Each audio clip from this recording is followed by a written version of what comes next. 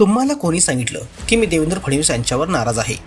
काल झालेल्या कॅबिनेटच्या बैठकीला देखील आम्ही दोघे उपस्थित होतो. आम्ही दोघांनी चर्चा केली. जेव्हा मी मुख्यमंत्री होतो तेव्हा ते माझ्या मंत्रिमंडळात होते.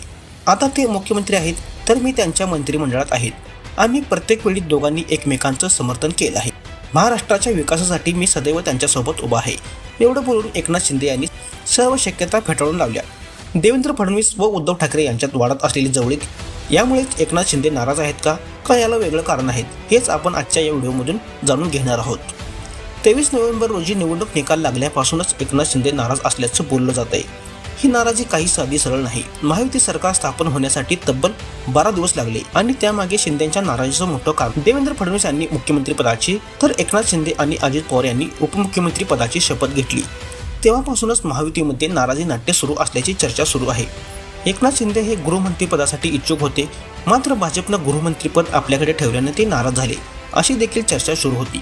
त्यानंतर पालकमंत्रीपदावरून देखील एकनाथ शिंदे नाराज झाल्याचं पाहायला मिळालं.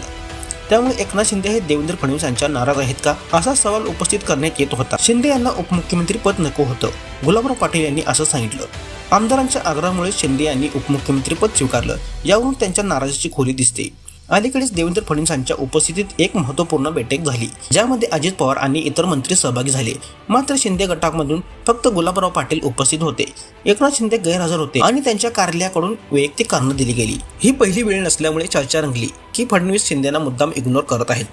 याचवेळी अजित पवार रसद पुरवण्याचं काम करत आहेत असा आरोपही होतोय. गेल्या 2 महिन्यापासून एकनाथ शिंदे जाहीर कार्यक्रमामध्ये कमीच दिसत आहेत.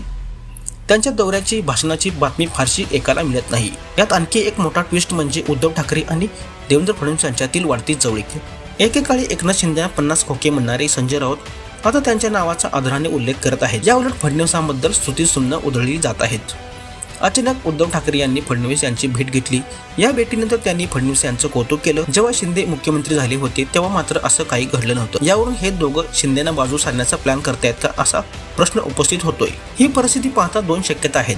ठाकरे गट आणि शिंदे गट पुन्हा एकत्र येऊ शकतात किंवा शिंदे बाजूला होत उद्धव ठाकरे पुन्हा सत्तेत येऊ शकतात. याशिवाय फडणवीस यांना केंद्रात असलेल्या उद्धव ठाकरे यांचे 9 खासदार हवे आहेत. त्यामुळे फडणवीस ठाकरे जवळीक काही नवीन राजकीय समीकरणाची नांदी ठरू शकते.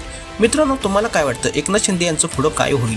ठाकरे गट आणि फडणवीस यांच्यातील वाढती जवळीक महाराष्ट्राच्या राजकारणाला कोणत्या नव्या वळणावर नेईल? तुमचं मत कमेंटमध्ये नक्की कळवा.